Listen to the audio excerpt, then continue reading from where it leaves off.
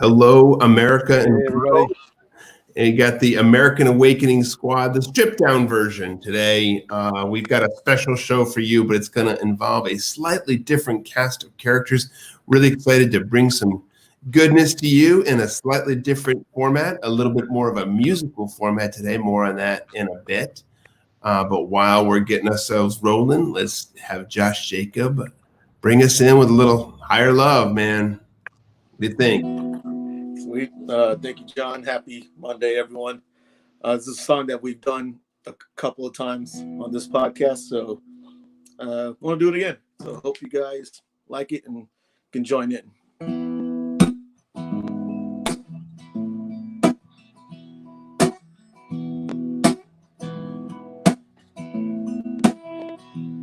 My brother, my sister, God love you, God bless you. My brother, my sister, God love you, God bless you. May God hold us all in those almighty hands of love. May God hold us all in those almighty hands of love. Bring me a higher love. Bring me a higher love. Bring me higher love. This is higher love I've been thinking of, yeah. Ooh.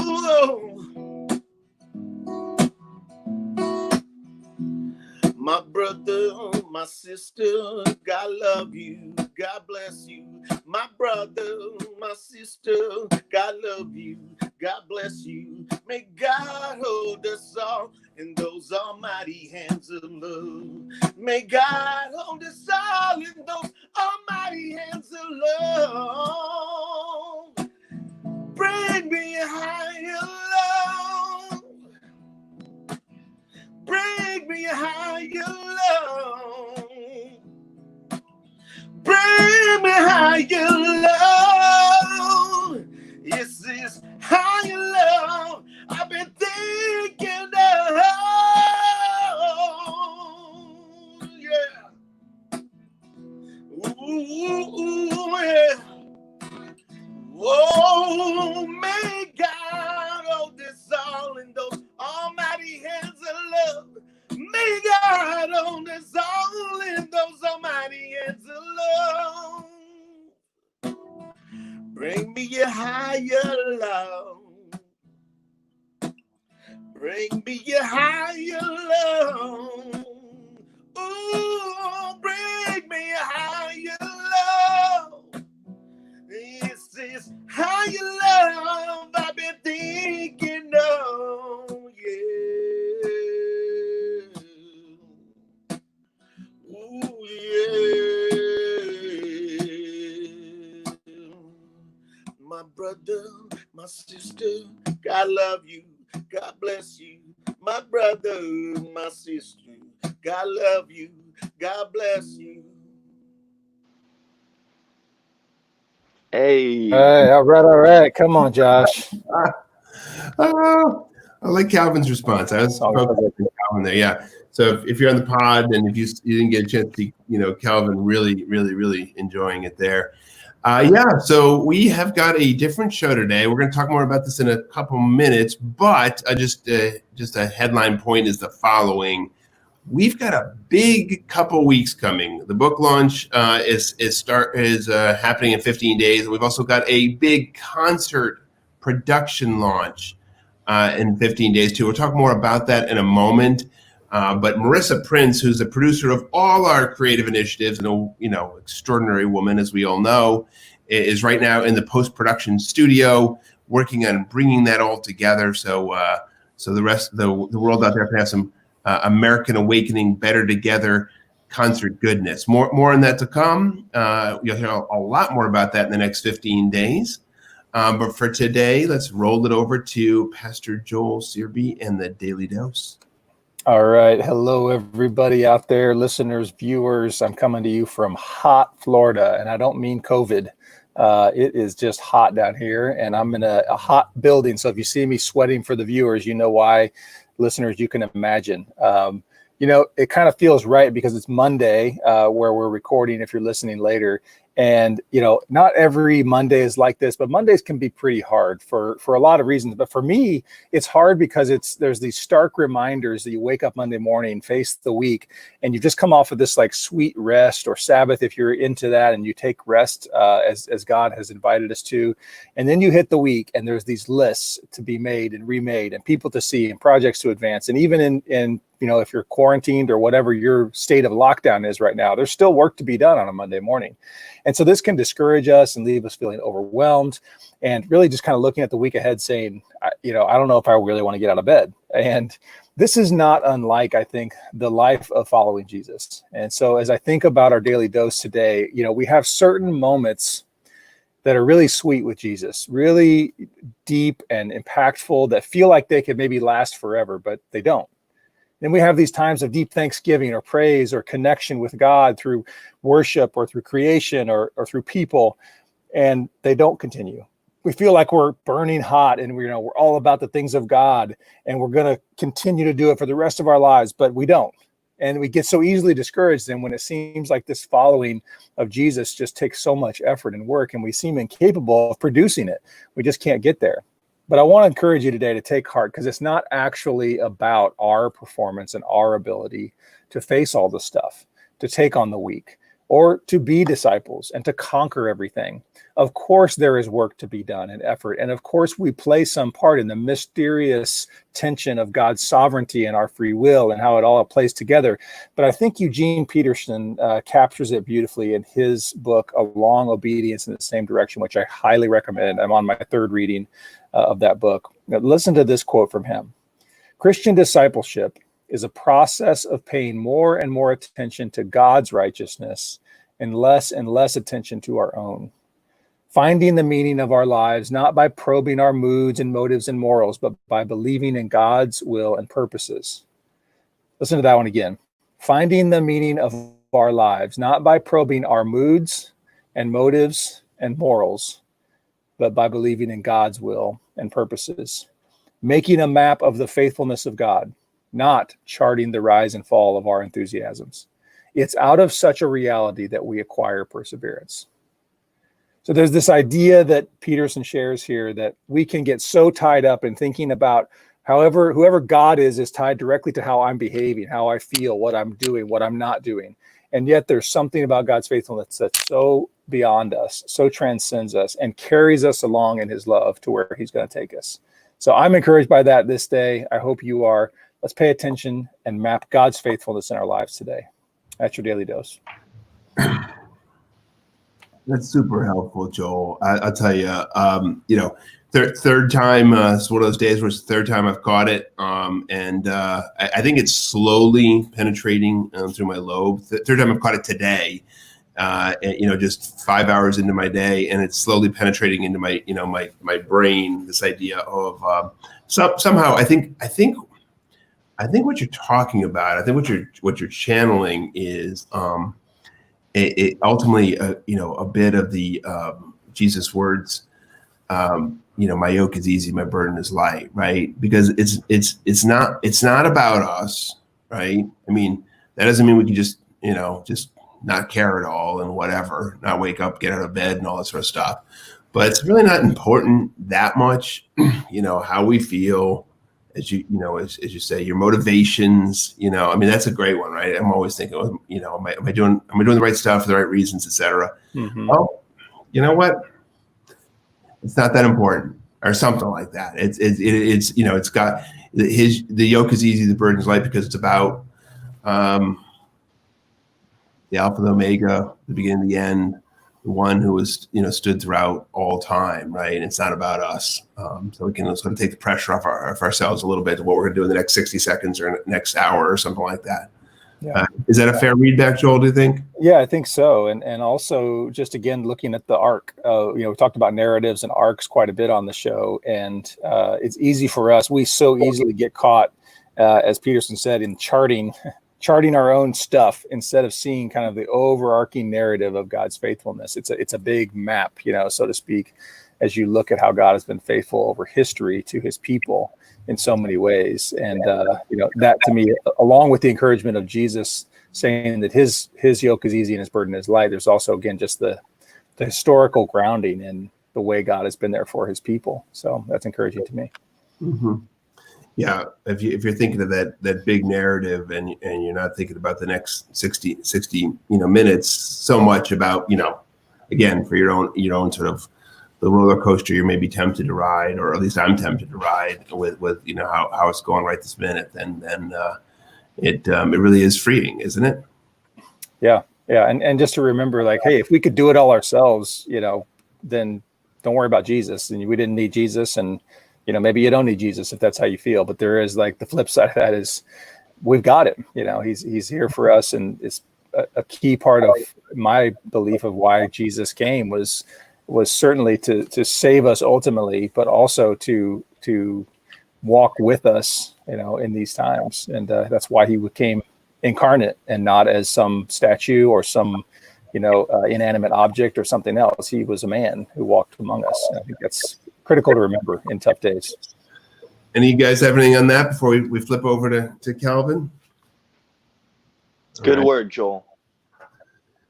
So it is, as I say, a special day. It's always sad when we don't have Marissa here. And then we decided, since Marissa wasn't going to be here, we'd give Jeff Bethke the morning off, because God bless him, the dude's up at the crack of dawn every single day to bring goodness to the world on the show with us.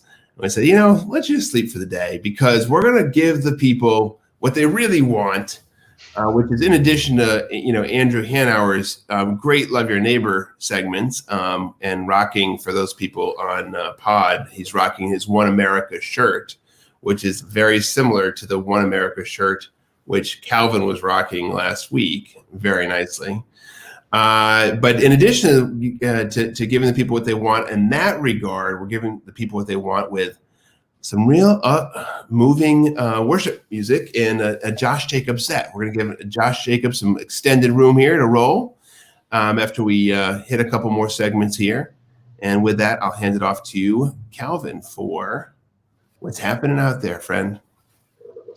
All right. Thanks, John. Yeah, I just want to bring you a few highlights of what's going on out there today. So Florida on Sunday reported the highest single-day total of new coronavirus cases by any state since the start of the pandemic, with more than 15,000 new infections, eclipsing the previous high of 12,274 recorded in New York on April 4th. The number reflects both increased testing and a surge in transmission of the virus that has strained hospitals, led to shortages in a key antiviral drug, and amplified fears about the pace the state lifted restrictions on movement and commerce. The increase of 15,300 cases has come as Disney World has let tourists back onto its rides. The Republican National Convention is set to begin in Jacksonville in August, and Governor Ron DeSantis has ordered that public schools reopen for 5 days a week when classes resume next month. He says, if you can do Home Depot, if you can do Walmart, if you can do these things, we absolutely can do the schools. Also, the first federal inmate in 17 years is set to be put to death on Monday, borrowing a last-minute stay after a federal appeals court ruled on Sunday that the Justice Department could carry out the execution as planned. Daniel Lewis Lee, 47 years old, was sentenced to death decades ago for his part in the 1996 murder of a family of 3. Family members of Mr. Lee's victims had sued the Justice Department, arguing that they could not safely travel to witness the execution because of the coronavirus. The White House announced in July 2019 its campaign to bring back the federal death penalty from what had been a de facto moratorium. But legal challenges to the federal government's proposed execution protocol delayed the procedures. Less than a month ago, the Justice Department renewed that push, scheduling 4 executions this summer, all of which were of inmates convicted of murdering children. 3, including Mr. Lee, are scheduled to die this week. And lastly, just less than 2 weeks after one of his most prominent corporate sponsors urged him to change the name of his football team, Washington owner Daniel Snyder plans to announce the retirement of the Redskins nickname and reveal a new team name Monday morning. The new name remains unknown, but Warriors, Red Wolves, and Red Tails have ranked among the most popular choices among fans on social media. In 2013, Schneider, who grew up cheering for the team and purchased it in 1999, told USA Today Sports that he would never change the name. But as the climate in the country has changed to a place of greater awareness of racial insensitivities, the Redskins name debate returned to the spotlight. A group of investors urged FedEx, Nike, and Pepsi to join their fight to change the name. On July 2nd, FedEx, whose president and chairman Fred Smith owns a stake of the team, publicly demanded a change. The following day, Schneider issued a team statement that he would be conducting a thorough review of the matter. So, there you go, a few stories of what's going on out there. And now over to Andrew Hanauer for our next segment, Love Your Neighbor. Thanks, Calvin. I mean, I say thanks, but man, you throw us all that stuff and then just hand it over to me. Right. Pick up the pieces. So I'll do my best. Happy Monday, everyone. It's so good to be with you. My name is Andrew Hanauer. I'm with the One America movement, and we are so grateful to be with you, and hope everyone had a great weekend. I think, all of us on this show, in this work together, have been talking for the last few months on this show about how if you feel like there's something wrong in this country, if you feel like things aren't the way they should be, if you're tired of the racism, the hate, you're tired of the division, the dysfunctional government, if you're tired of cancel culture, if you're tired of a society where people seem to value all the wrong things, this movement is for you. This is where you belong. We want to be with you. You're not alone. There's a place for you out there. But I think, anyone can say things like that. Anyone can try to be inspiring and get people to rally to a cause. But I think also what we need a little more of in our country right now is, responsibility, adult behavior, common sense. And one of the things that we talked about the last couple of weeks was how our polarization actually makes us stupider, right? It makes us make decisions, have beliefs that are not based on reality, but are based on a distorted view of how we see the world. And so when a lawyer in Jacksonville, for instance, walks around beaches with a Grim Reaper outfit to shame people into not coming to the beach, that's not based on science and facts. Most health experts say, yes, go out. If you're going to go out to an outdoor space where you can social distance. It's based on a narrative that one individual is hearing. But now with COVID, we're getting to probably the most divisive, difficult question, which is our kids. Do we reopen schools? My colleague Chandra wrote a blog piece this past week called "The COVID Mommy Wars," because if you have kids like I do, and you're aware of the ways that parents already shame and judge each other on social media and in other venues about every parenting decision that we make, you can only imagine, I think, how bad it's going to be when it comes to questions like, should we reopen our schools? Are you going to send your kid to school? Are you going to make your kid wear a mask, etc.? And I think that one of the things that's really important in this is just to approach this conversation with common sense, because we're all going to approach it with emotion. I know I, as a father, have a lot of strong feelings about what we're going to do with our own elementary school kids in the fall. But let's just take a step back for a second and ask ourselves some basic questions, right? Which is, first of all, what are most people motivated by? Are most people trying to do the right thing? Are most school administrators, teachers, parents motivated by love for their children, by concern for their health, by concern for their communities, or are they motivated by some sort of ulterior negative agenda? And I think that when we start off with a place of just recognizing and respecting that most people, left, right, black, white, brown, Christian, Jewish, Muslim, atheist, elected officials or not, are trying to do the right thing for our kids. I think we can start with that and try to lower the temperature a little bit.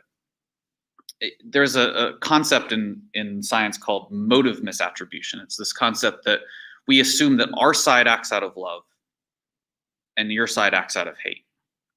And we find out that Democrats and Republicans do this to each other. You know, Israelis and Palestinians have the same habits of assuming the other side is motivated by negative intentions. When our kids' health and safety is at stake, we're going to go there very quickly. And I think that we need to take a step back, be responsible, and ask ourselves, first of all, you know, is everyone involved in this out for the right reasons? And I think for the most part, the answer is yes. So what I want to challenge folks to do today is, if you have strong feelings about reopening schools, go read an article or a blog post or something written by a person who disagrees with your position, who is coming from a place of common sense and good intentions. They are out there, believe me. If you don't want to reopen schools, well then go read what the American Academy of Pediatrics says, right? If you vehemently want to open schools, go listen to the voices of school teachers who are concerned for their health. Let's be responsible, common sense adults and work through this together. Let's not devolve into another partisan fight, this time with our children in the middle. What do you guys think? You're speaking so much normal talk there, Andrew. I mean, like what human beings are supposed to do. Yeah, I know. Sorry. I know that doesn't sell ratings and things like that. Oh, man. I mean, I'm right in the middle of it, just to talk about what you're talking about. You know, my wife and I have 2 kids, 12 and 9, middle school, elementary school. The debate rages here. We have friends on quote unquote both sides, which I hate even using that language, right? That's like part of the whole challenge is, what is the language we're using? Which side of the opening schools argument are you on? Well, no, I'm not like trying to pick a side. I'm trying to make the right decision for my kids and for our community, and based on principle and conviction and science and faith, and, you know, this whole complicated mix of what every decision that is of any import in our life is about. And so, you know, I saw one of the things I've seen that's really great about this is somebody just talking about, along the same themes, Andrew, just giving each other a lot of grace. You know, no matter what your faith background is, you can hopefully at least understand the concept of grace is, you know, basically saying, I know that I might feel like they deserve X from me right now, my anger, my frustration, my judgment, my condemnation, but I'm choosing instead to treat them kindly, to love them, to give them something else that maybe I don't think they deserve. And I think if we'll treat each other that way about this, you know, treat teachers who don't want to go back, like you said, if you want to go back, treat them with grace and try to understand their perspective. So I think it's great, Andrew. It's critical that we think like that. Yeah, amen. Yeah, this is one of those times where it's hard to figure out what to say other than you're right. It's so hard. You know, it's so hard because it's so. I mean, uncertainty is terrible, right? You know, everybody knows what their awful experience was in the spring of this, you know, and they really hoped they wouldn't have any more, and then here you are, and yeah, so my goodness, it is really not easy. Yeah, sorry, John. There was another layer of this, Andrew, that I'd be interested to hear, particularly John and Andrew talk about, which is people like to ascribe conspiracy theories to all this stuff, right? And there's fringe conspiracy theory kind of stuff that happens, and you know, I think largely we just kind of ignore and dismiss that. But there is this sense of attributing malice to certain people, right? And we some of us on this, actually most of us on this pod today have been around people of incredible power, and I tend to think that most conspiracy theories are based in kind of just this wild assumptions about other people's motives, and saying that, you know, the big bad so-and-so is about to do something really nefarious. My experience is that there's not enough coordination or selflessness or any kind of cooperation for anyone to pull off any major conspiracy. They can't get past their, you know, own ego to do that. But, you know, as you think about that, guys, how do we, or Andrew, in your work specifically, how do you deal with conspiracy theories? Because they're rampant, you know, they're everywhere, and everything, including school openings and masks and vaccines and needles and microchips. I mean, everything gets attached to some broader conspiracy. It feels like. I don't know if you guys have any thoughts on how to address that. How do you push back on that? Sure. Yeah. No, I mean, I think first of all, conspiracy theories are also, I mean, some are created intentionally as ways of achieving political goals, right? But a lot of them are rooted in a legitimate or understandable lack of trust in our institutions, right? I mean, I think when our institutions fail us, people are not going to give them the benefit of the doubt on their motives. They're not going to give them the benefit of the doubt that they're out for our interests. And so whether the conspiracy theory is true or not on the details, it's capturing something that we need to listen to, which is that people don't trust the government, they don't trust politicians, and increasingly they certainly don't trust the politicians of the other party. I think that what we have to be really careful about is that we don't lose trust in each other. And that we can control by getting out there and working with people who are different than us. You can't hide in your silo and just hope this stuff goes away. You can't, use facts to just counter it. It doesn't work. Without trust, your facts are just your facts. They're not facts. That's good. So we need that trust, and I can't save the Bill Gateses and the Clintons of the world because that they're in a place where people don't trust them for reasons that are beyond what I can control. But what I can control is that people who know me and know the people I'm involved with know that what we're trying to do is good and right in the world, and that's the piece I can have some influence on. That's good. Yeah. Go ahead. I'm sorry.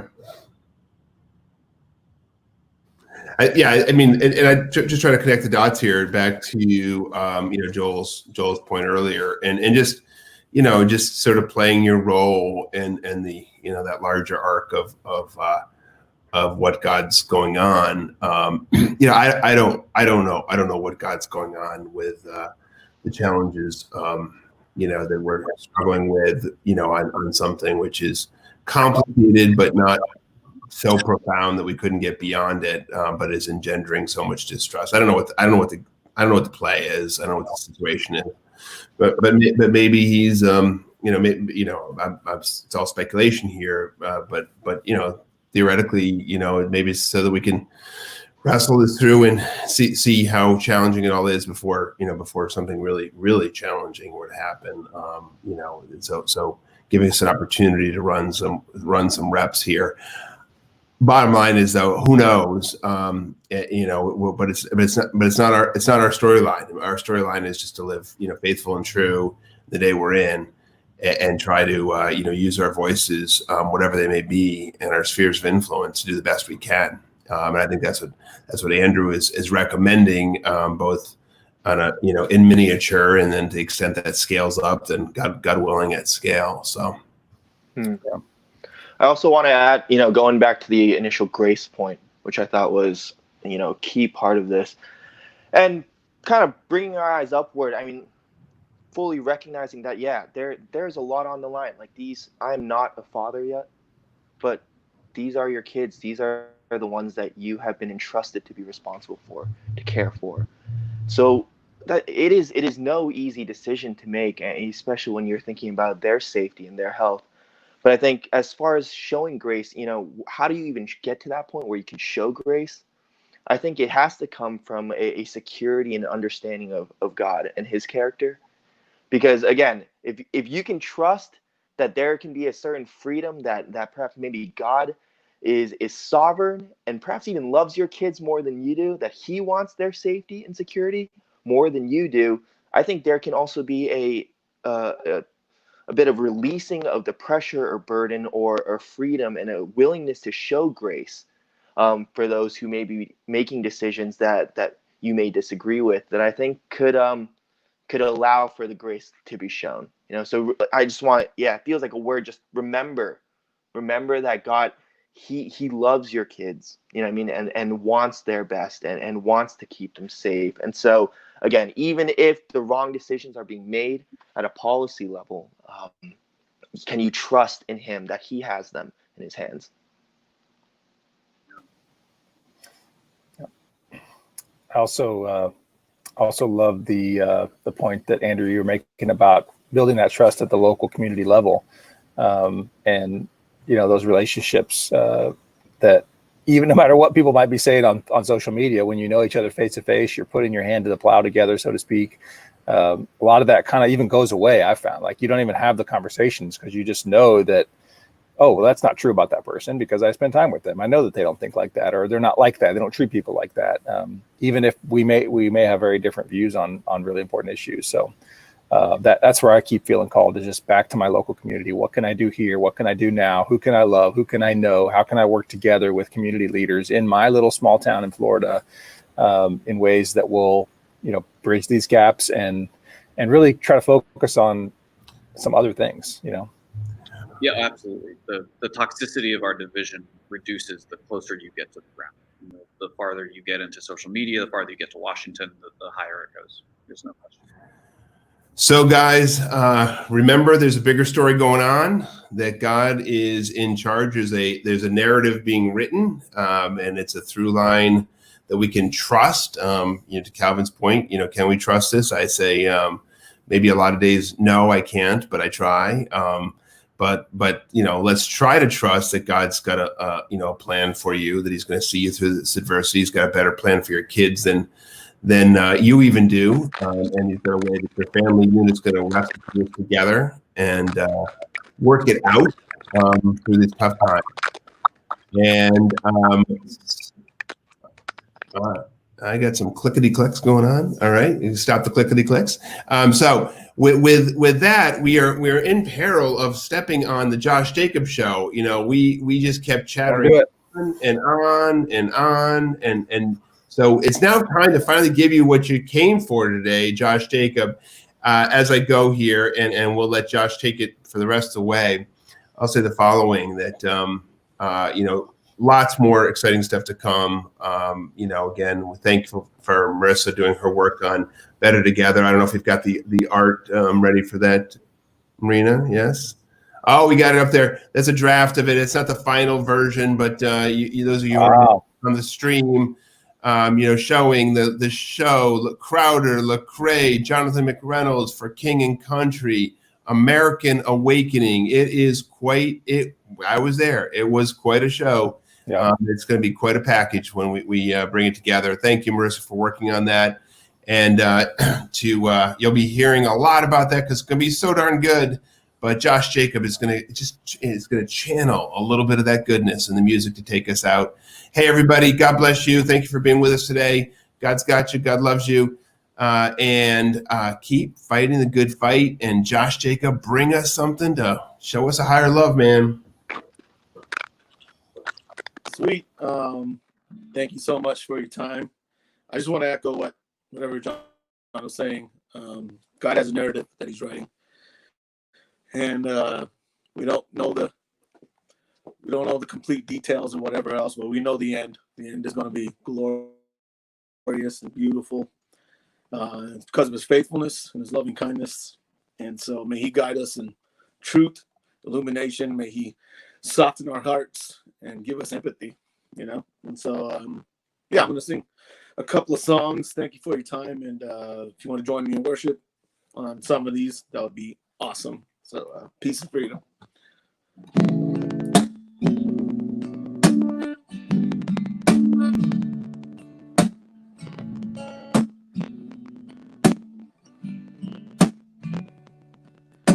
Faithful you are. Faithful forever you will be. Faithful you are. All your promises are yes and amen. All your promises are yes and amen.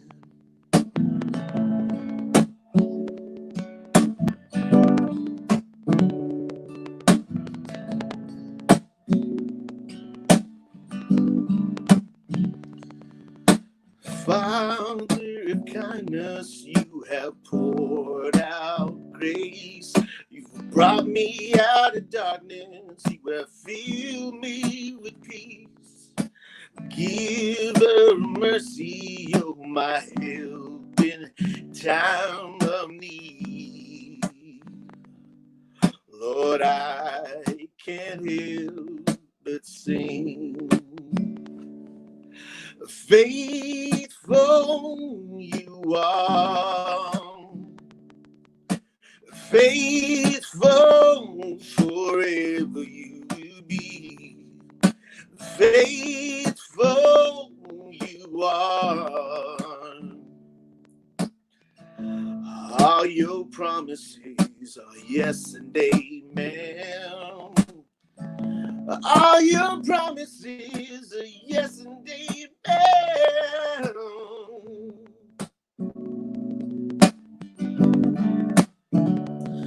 Ooh. Beautiful Savior, you have brought me near. You pulled me from the ashes, you have broken every curse. Blessed Redeemer, you have set this captive free. Lord, I can't help but sing. Faithful you are, faithful forever you will be. Faithful you are. All your promises are yes and amen. All your promises are yes and amen. Faithful you are. Faithful forever you will be. Faithful you are. All your promises are yes and amen. All your promises are yes and amen. I will rest in your promises. My confidence is your faithfulness. I will rest in your promises. My confidence is your faithfulness. I will rest in your promises. My confidence is your faithfulness. I will rest in your promises. My confidence is your faithfulness. Faithful you are, faithful forever you will be. Faithful you are. All your promises are yes and amen. All your promises are yes and amen.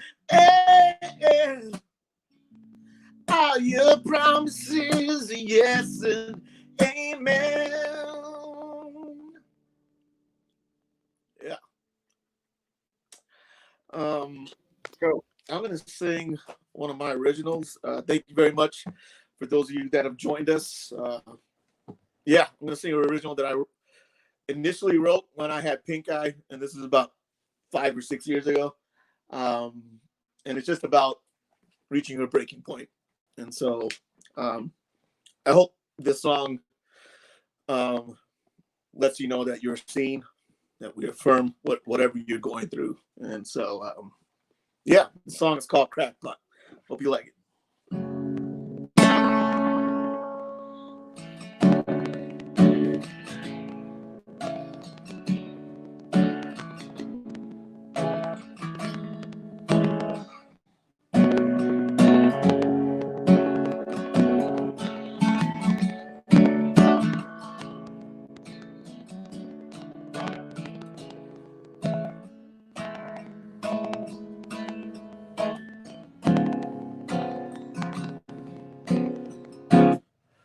They call this a crackpot.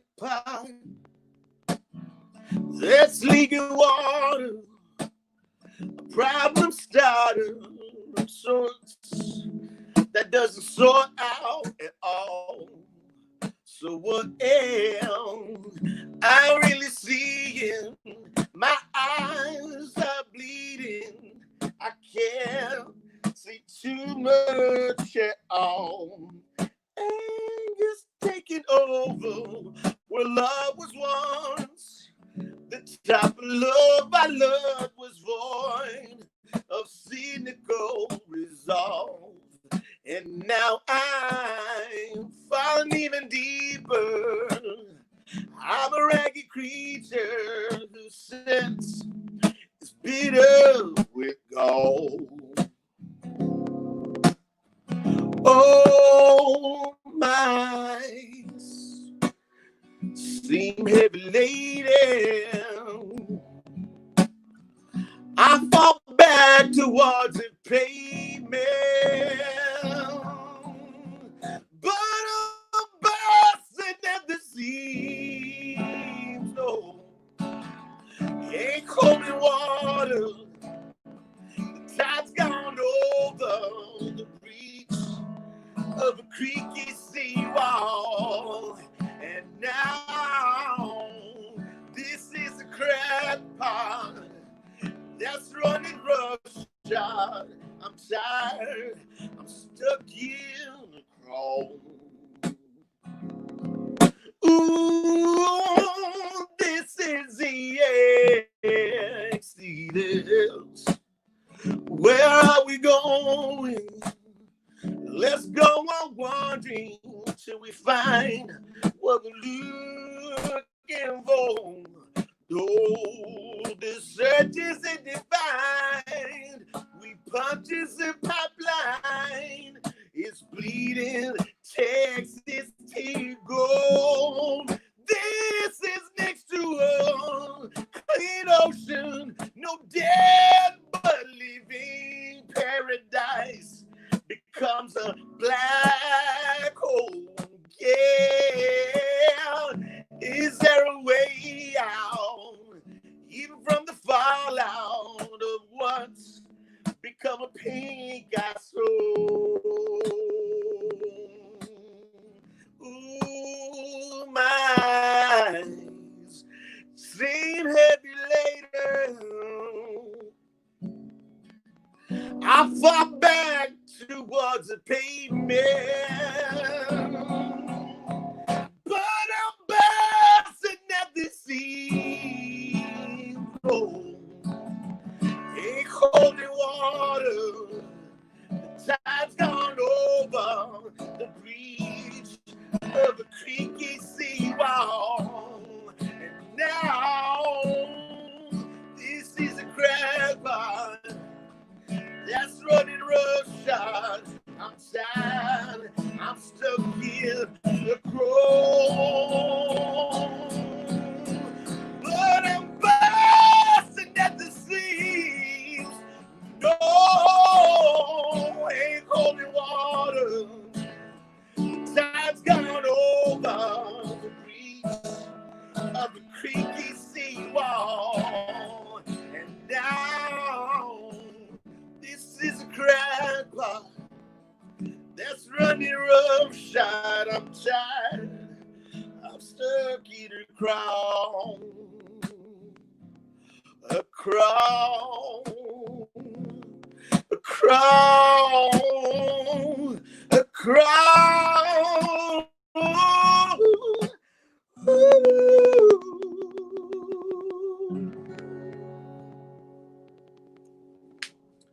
Yep.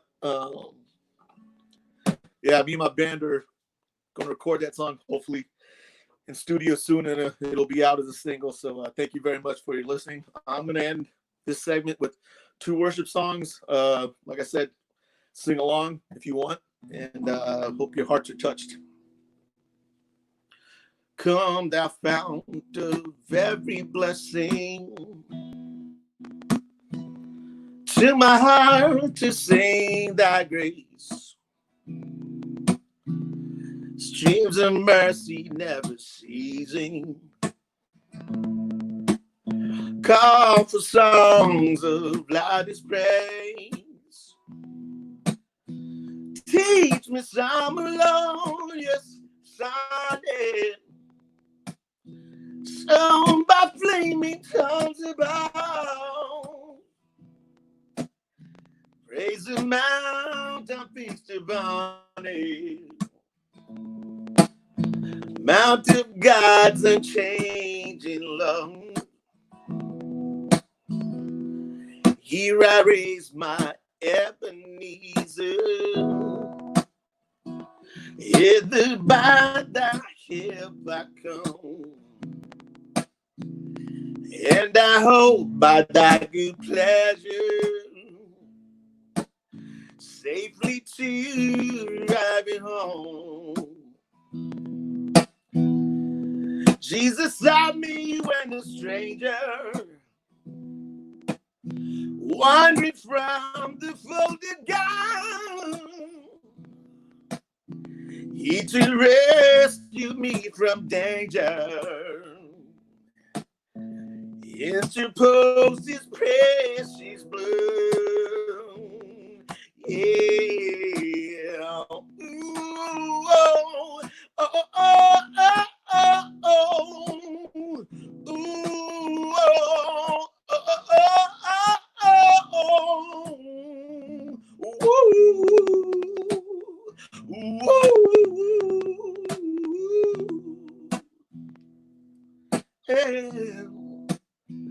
oh, to grace our greater debtor, daily I'm constrained to be. Let thy grace now like a feather by my wandering heart to thee. Prone to wander, Lord, I feel it. Prone to leave the God I love. Here's my heart, Lord, take and seal it. Seal it for thy courts above. Prone to wander, Lord, I feel it. Prone to leave the God alone. Here's my Lord, take and seal it. Seal it for thy courts above. Come thou fount of every blessing, to my heart to sing thy grace. Streams of mercy never ceasing, call for songs of loudest praise. Teach me some melodious sonnet, sung by heavenly tongues above. Praise the mountain fixed upon it, Mount of God's redeeming love.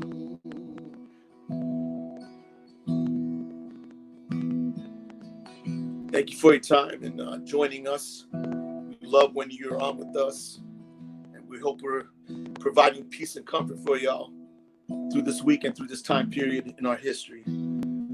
Let's end this out with blessed assurance. Let's hold on to those words.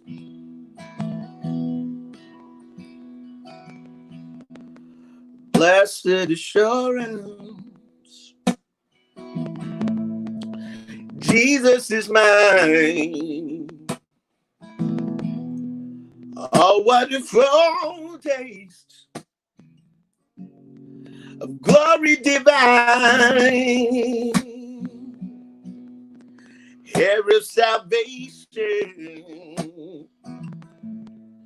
purchase of God, born of His Spirit,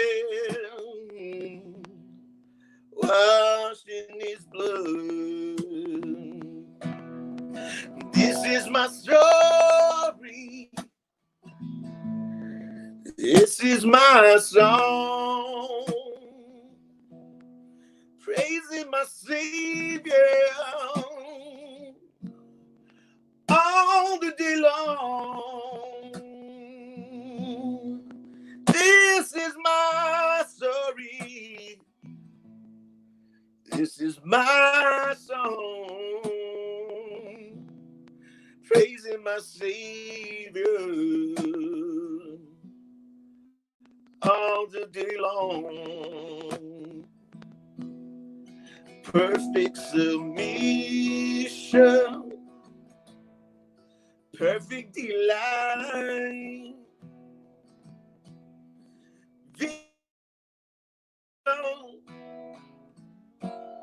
Now burst on my side, angels descending, bring from above, echoes of mercy, whispers of love. This is my story. This is my song. Praising my Savior all the day long.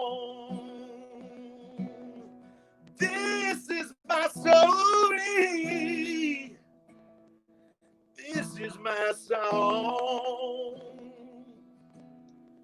Praising my Savior all the day long.